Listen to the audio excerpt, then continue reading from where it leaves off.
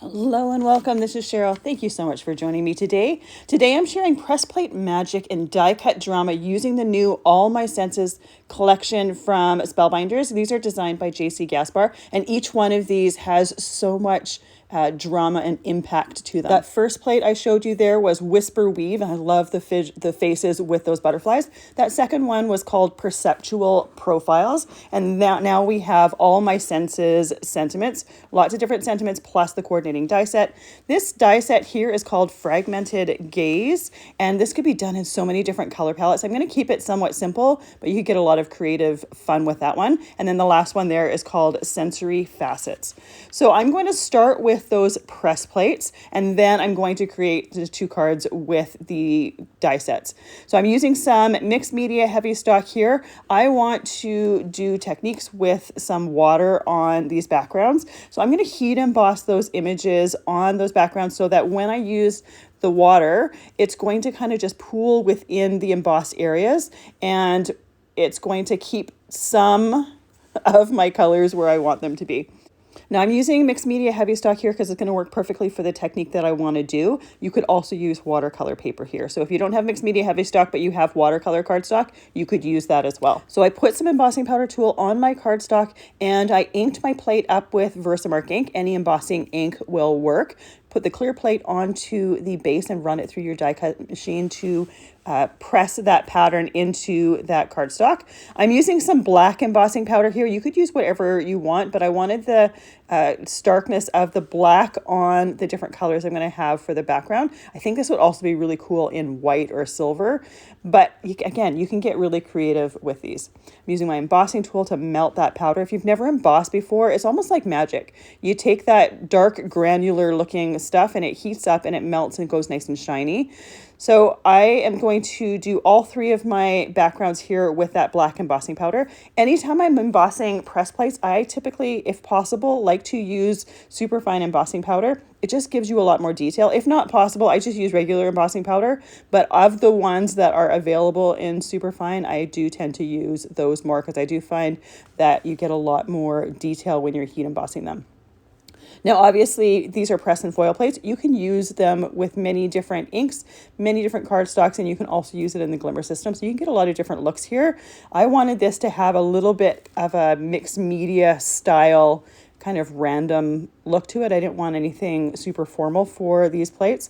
So that's why I chose the technique that I'm going with. I'm going to repeat that same process with the two faces from the Whisper Weave plates. Now, there are sentiments in that Whisper Weave set. So there's one that says Find Peace, one that says Soar High, and one that says Chase Joy. I'm going to use the sentiments with those plates as well. However, for one of my cards, I do take one of the sentiments from the All My Senses sentiment press and foil plates, and I cover the sentiment because once I've finished it, the color is a little bit too dark and you can't really read the sentiment really well, so I do cover it with a different sentiment. So I would definitely make sure to pay attention to where your color is going and not get it too dark right around that sentiment so you can see it. So once I have the second image completely embossed, and the process is exactly the same for all of them, I put my cardstock on the clear plate, the press plate onto the base of the BetterPress system as well as the sentiment, put embossing powder tool on that mixed media Heavystock, and then ink those plates with VersaMark ink. Now those sentiment plates, they're really quite light, so there's a good chance that while you're inking them with VersaMark ink, because VersaMark ink tends to be sticky, they're going to move on you, so you want to move them back in place before you press them. And I will typically just touch the sides of the plate, so I'm not touching the area that has the ink on it, and move it where I wanted it to go.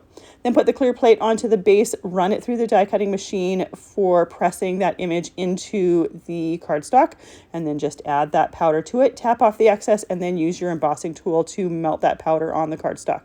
I'm getting really low in my black embossing powder here.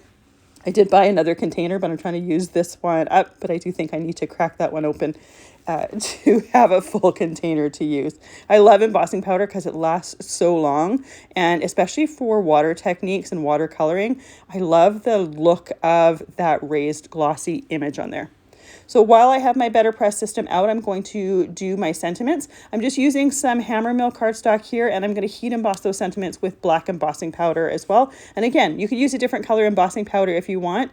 I wanted all of my embossing to be the same. So I opted to keep this with black, and I did the white cardstock here because my card bases are going to be white. So we're going to see white cardstock there as well.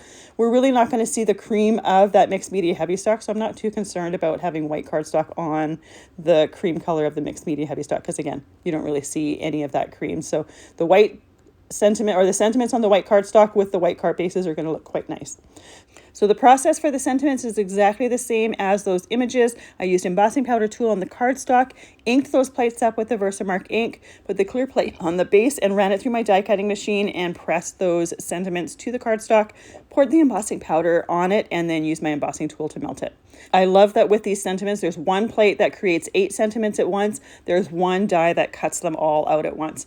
I do like to use some Best Ever craft tape in order to tape that die in place while I'm die cutting it. I want to make sure that that die doesn't move on me while I'm doing the die cutting, and by having it taped in place, I can make sure that that's not going to happen.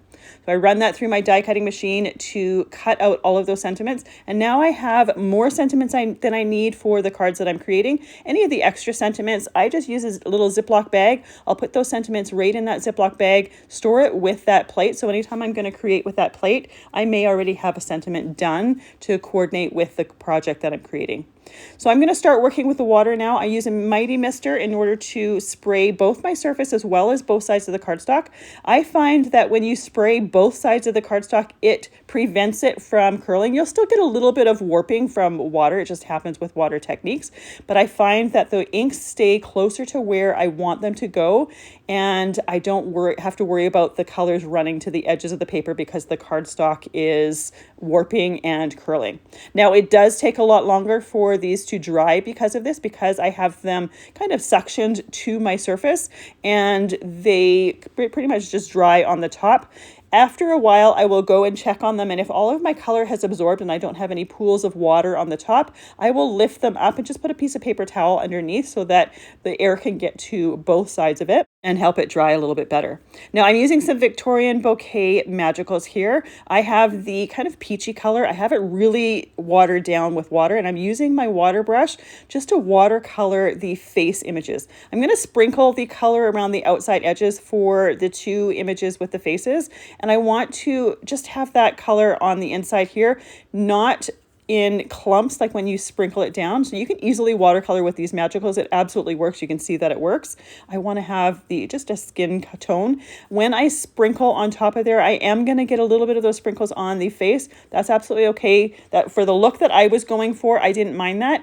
If that bothers you, what I would do is press a second image, cut it out, and just hover it over that face while you're sprinkling around it. That will help it so that you don't get those inks or those powders on that face. I get a little bit more on one of them than I do on the other, but again, I was going for more of a mixed media look here, and I didn't mind getting a little bit on the face. I did want it to have a little bit more of a skin tone color though than just the clumps or the sprinkles of Magicals on them. So I'm using a fan brush to sprinkle those Magicals on there. I'm just sprinkling it around the face. These surfaces are wet because I've already wet them down, but once I'm done, I am going to go spray more water on them, and that water is going to make those colors kind of burst and flow into each other. After that, I'm going to use a brush in order to touch the color and spread it around a little bit, remove some of those clumps, just break them up just a little bit. So for this set, I am using the purple, the blue, and the green around the sky. And then I can't remember what the color is. I think it's more of a copper, pinky, orangey color, and I used that for the skin. However, with the skin, I did water it down a lot. I didn't want it to be dark color there. I wanted the color to be around those faces.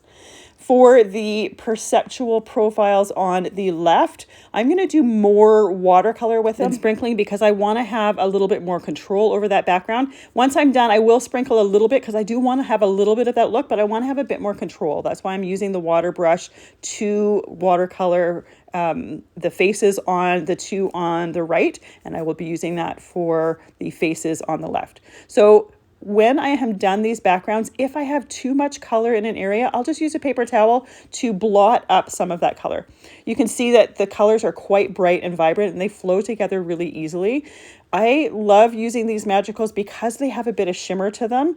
We're not going to get a lot of shimmer from the one that I used to color in the face because I watered it down so much. I was more looking for just the color for the skin there. I wasn't really looking for the shimmer. I wanted it to be completely contrast to that background.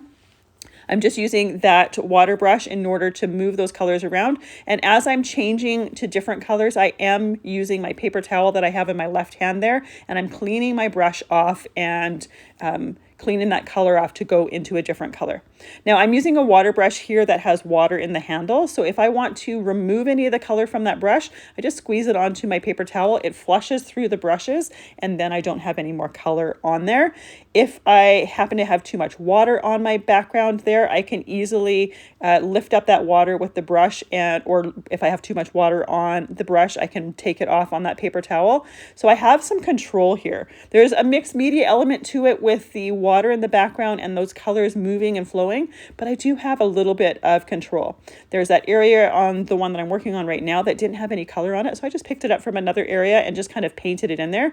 But because this is all still wet, it's still going to flow into each other and blend into each other as it dries. Now, like I said before, if you don't like that I have some color on those faces, you can use a piece of scrap paper or another image, cut it out and hover it on there when you're sprinkling those powders down, and that will help protect it. I would only hover it. I wouldn't actually put it in there because it's going to absorb water and remove some of the color that you've already got in there. But I was going for more of a mixed media look. I didn't want it to be absolutely perfect. If you want it to be more perfect than this, you could also, instead of using magicals, you could use, say, distress reinkers or ink pad reinkers and just paint that face and then paint the background, but like touch the color onto the water surface so that it blends and bleeds into each other and you have just a little bit more color to it or more control over it. So once I'm happy with the final result, I'm going to let that dry and I'll start to work on the second image. Now for the second image, I'm going to start, because we've pretty much got faces all in the background, I'm going to start by just using that, the face or the color, the skin color, if you will. There's two different colors in here. There's one that's more of a browny copper and there's one that's more of like a pinky coral. That's pinky coral is the one that I am using here. Magicals come in so many different color palettes, so you can pick and choose which one works best for what you're doing. And you can even, if the color is not in your set that you want to use that would work, say, for these faces, you can use something else. I had a bottle of Tattered Rose Distress refill to the side so that if this didn't turn out to be the color that I wanted, I could redo it and do it in that Tattered Rose. But I actually really liked the final result of this. You can see with the color for that background for the skin tone, I went some areas heavier and some areas lighter. Now I'm going to go in with the blue, with the purple, as well as the green, and color the color of the eyes. I'm just kind of doing it in random order all the way around. I don't want all the eyes to be exactly the same color. I want them to be a bit of a mix. Now, if you use too much color with this, it's going to blend and bleed into the background. I was fine with that. Again, I'm going for more of a random mixed media look here. I'm not going for perfection. If you wanted it to color in the eyes, the color of the eyes perfectly, what you could do is wait for this background to finish, then do it, because you wouldn't have that water around the outside surface or that would possibly suck those colors out, and you would have a little bit more control. So you can pick and choose how much control and how much you want to just see what happens with this. And I do really like sometimes seeing what happens. There's sometimes when I'm doing a project and I want to have that control, and there's sometimes when I like to just see what happens. And I typically will pull these magicals out with certain plates where I want to create a certain look to it, but there's just some freeness from just going with whatever happens. Now, the one thing that I do want to mention, I mentioned before that this is going to take a long time to dry because of that water and because I have it suctioned to my surface. Typically when I'm doing this technique, because it takes so long to dry, and I'm talking like probably 4, 5, 6 hours, I'll do this in the afternoon so that it has all night to dry, and next morning it's completely dry, ready for me to go. This is not one of those techniques that I want to use a heat tool to speed up the drying, because that changes the way those inks flow into each other, and I don't like doing that. The heat also sometimes will warp the paper. It's also going to affect the embossing embossed images. So I will typically plan for this, and I will plan it towards the end of my day and then let it just completely dry overnight. I will, again, like I said before, I will go and check on it later on after a few hours, and most of the time a lot of the water has absorbed from the top, so there's not pools of water, and then I'll just lift them up to put some paper towel underneath that. For these particular ones, I didn't do that, and it still was completely dry the next morning. But you do have to make sure you leave some time for this. Plan ahead so that you can just be patient and let it dry. For these cards, I'm using the Perfect Touch Rectangles die set for my layers. I have the second largest one that I'm going to be using to cut out some Raven cardstock, and I have the third largest one, the one that's just smaller than that I'm going to use to cut out my images. And I'm going to be using the same sizes for all three images. So the layout for those cards are going to be the same. My focus is those images and the shimmer we get from this magical. So I'm not too worried about making them a super creative design, because the press plates themselves, to me, they're the star of the show. So for my images, I'm using the third largest size of the Perfect Touch rectangles. I'm leaving a space around all of the outside edges because I want to utilize those pieces. I want it to look like we have the image, the black cardstock, and then a mat around that with those magicals. So I'm going to reuse those pieces there. It's not going to matter that there was a rectangle cut out of it. We have layers that are going to go on top of there.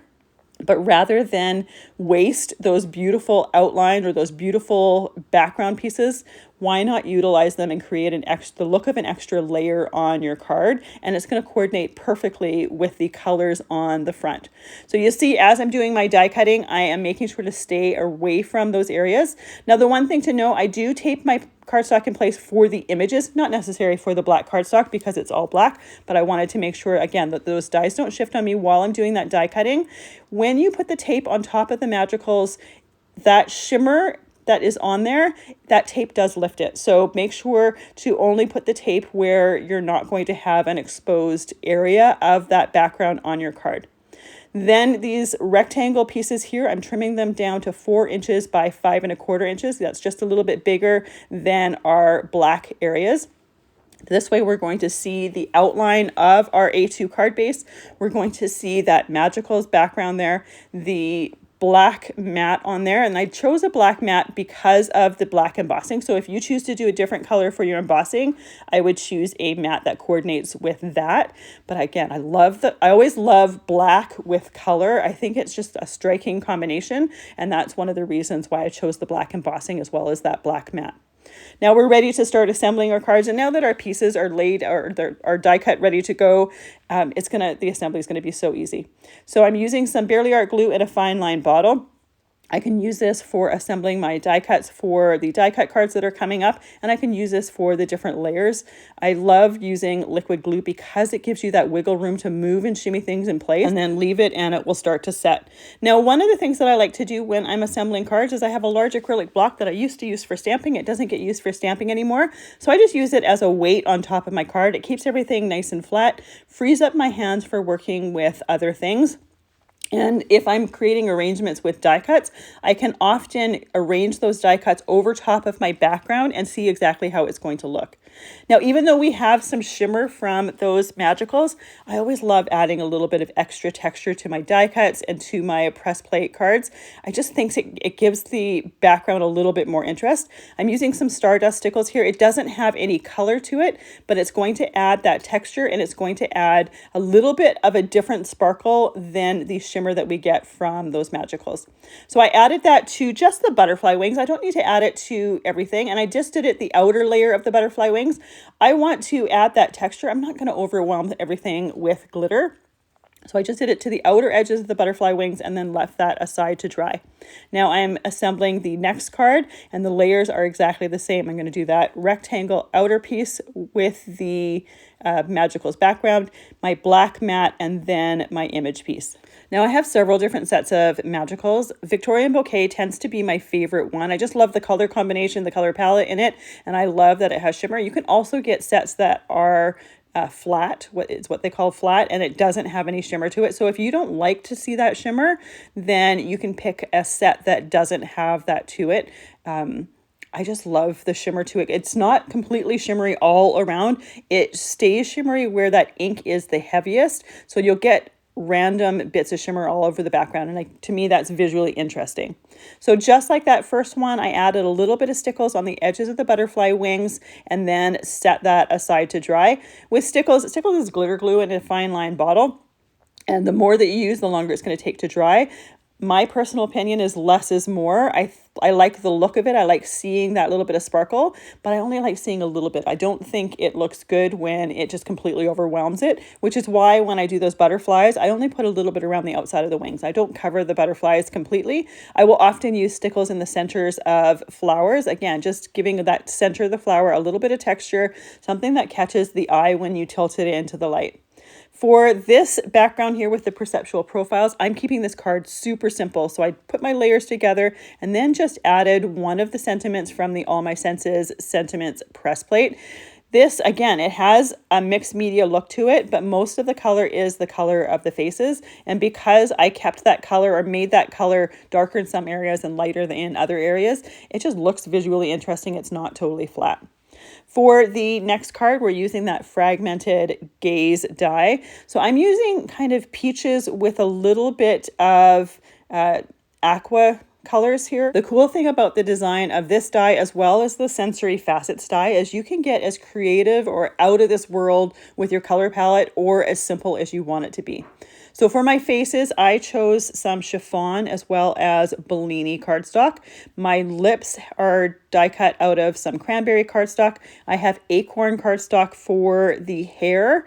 And then to add just a little bit of extra texture, this die cut woman has some earrings to her. So I used some rose gold glitter cardstock. So that was going to add a little bit of extra texture. It's not going to add a ton of color. It coordinates beautifully with the Bellini as well as the chiffon cardstock. For her cheeks, I used some blush cardstock. And then for the background for this one, I'm using some seaside cardstock. So it's really quite light. And then waterfall cardstock for her clothing. And I'm keeping the same color palette for the second card as well for the other die set. So I layered those die cuts together and then we're ready to layer them on top of the background here. Now, the cool thing with both of these die sets is when they're die cut, it indents a line where the different layers are supposed to go. So it makes it really, really easy to place those pieces in place. I'm assembling this figure here on my sticky mat because it just made sense. It worked well. Might as well assemble everything all together and that sticky mat is holding it in place. This is my background here. I have it trimmed down from seafoam cardstock. I trimmed it down to 4 inches by 5 1/4 inches. So we'll see a little bit of the white card base behind it. To add a little bit of visual dimension, I'm using some Mermaid Lagoon Distress ink to ink blend around the outside edges. And I'm also going to use that same ink to ink blend on her little outfit. For the face as well as the hair, for the face, I used Tattered Rose ink to ink blend around the outside edges. That ink blending just gives it a little bit more of a visual interest to it. You don't have to do the ink blending, but I do think it steps it up a little bit. For the hair, I did Vintage Photo Distress ink to ink blend around that.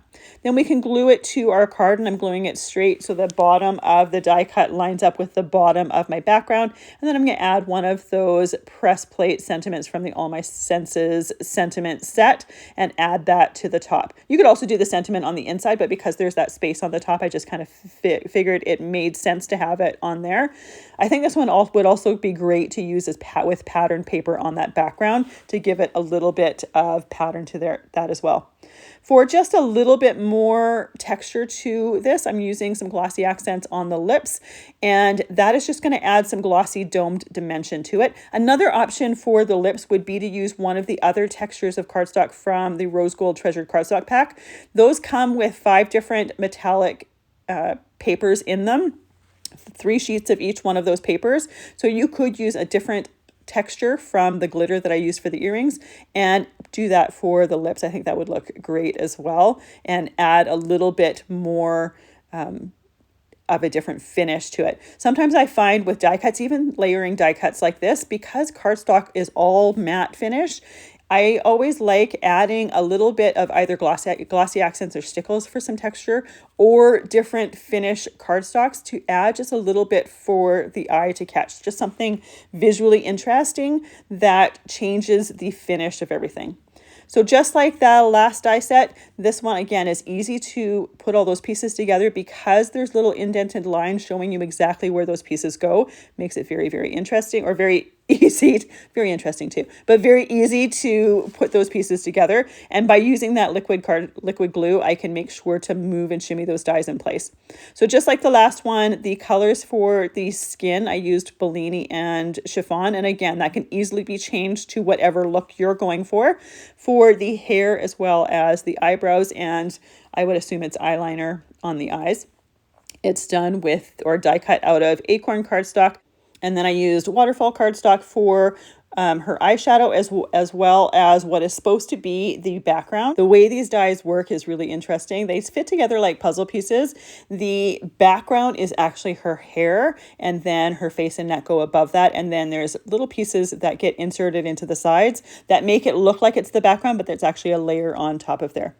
So once I have all of my pieces layered together, just like the last one, I'm going to do a little bit of ink blending on them just to add a bit more visual interest to it. I did my faces so the opposite, like the sides were, the colors were opposite on each side. On the front of the packaging, they have completely different color palettes. There's one side that's a little bit more peach, one side that's a little bit more pink, and you can completely change the two different sides and have a lot of fun with it. I kept it fairly simple. Rather than going totally out of the lines with it. So for my background, I have a piece of cardstock there that was trimmed to 4 inches by 5 1/4 inches, and that was ink blended with vintage photo distress ink. These are the pieces here that are her eyeshadow, as well as the area that looks like it's the background. Those are ink blended with that Mermaid Lagoon distress ink. And in between each one of these colors, I do wash my mat and let it dry because I don't want to contaminate those colors on the die cut backgrounds there. Then we have our faces and neck, and I don't want any ink blending in the center of her face or the center of her neck, so I put them the two pieces together on the mat, and I'm just using that Tattered Rose Distress ink around the outside edges. And you can see that I'm not heavy with that ink. I'm fairly light with that ink. I want to see that visual dimension or that ink blending and that color around there, but I don't want it to be really heavy or bold. I'm trying to keep it fairly subtle. I'm using large blending brushes for these. I find them best for doing large die cuts because you can get a really subtle look to them. If you want, or if you have smaller areas, you could use a smaller blending brush, and it typically will, make a heavier coat of that ink. Then we can glue our background to our card base. Now my card base ended up being just a slightly taller than this cardstock piece here. So I am going to just trim it down a little bit. It also tended to be, or ended up being just a little bit wider than this piece. So I'm going to trim that down with my trimmer so that we don't see a hint of that white around there. So it's just a sliver off of the top, and then there ends up being just a sliver of that color on the right side that I trimmed down, and then I trimmed down just a touch off of the back as well. To assemble these pieces, I'm starting with the bottom with her neck. They fill out that whole bottom. So all of these dies fit the whole front of a card. I chose to use brown cardstock for the front of a card. You could use the card, just a brown card base if you wanted, if you didn't want to do it on a white card base. But I typically like white card bases so that we have a white inside. It makes it easier to write a message. You could always add a different piece of cardstock on the inside if you really wanted to have a brown card base, or whatever color you're doing for her hair. Whatever you want her hair color to be is going to be the card background or your card base color. So once I have her neck down and those two background pieces, I can add her face there, and then I'm adding those little eyeshadow pieces to it. And then I'm adding her lips. Now there's one die cut that is her full lips. Then there's another couple die cuts that are her lips cut in half. So you can, if you're doing completely contrasting palettes on the right and left side, you can echo that with her lips and have two completely different colors. If you did that, you could eliminate the full lips beneath it. I kept them on there because it's just going to add a little bit more dimension to the lips on her card, or on her face. So I left all of those layers there. And then there's just a thin line that I die cut with the acorn cardstock. It just adds the shadow on the center of her lips there.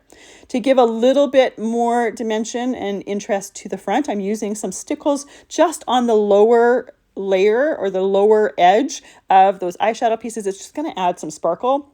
And then I'm doing the glossy accents on top of her lips again.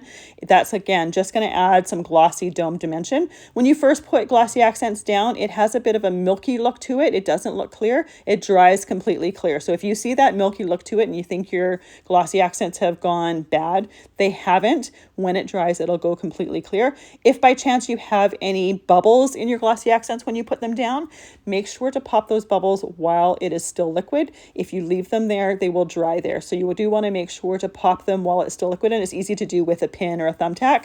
Then I added my sentiment to the top and let it completely dry. I love this card because it's really quite easy to do, but it has such high impact to it. And again, you can get really creative with your color palettes if you want.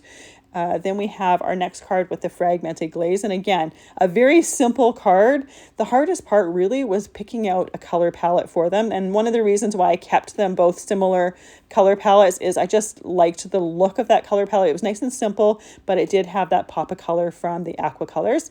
Then we have our 3 magical cards. This one here with the Perceptual profiles. Very, very simple card. This would also be a fun, just a very simple background to go behind that fragmented gaze if you wanted to just add some pattern in the background. And then we have our 2 cards with the Whisper Weave plate and die set. I absolutely love those 2 images. I can't wait to use them again. I think they just have such a simple look to them, but an interesting look to them. You'll find the products I've used listed and linked down in the description below. And if this is the type of video, the type of techniques, and the type of information you'd like to see in here, please hit the subscribe button so that you'll get notified of new videos that I have coming up. I post regularly, and I just love sharing these type of things with people. Thank you so much for all of the time that you spend with me. I really appreciate all the time you spend here, and I hope you have a fantastic day.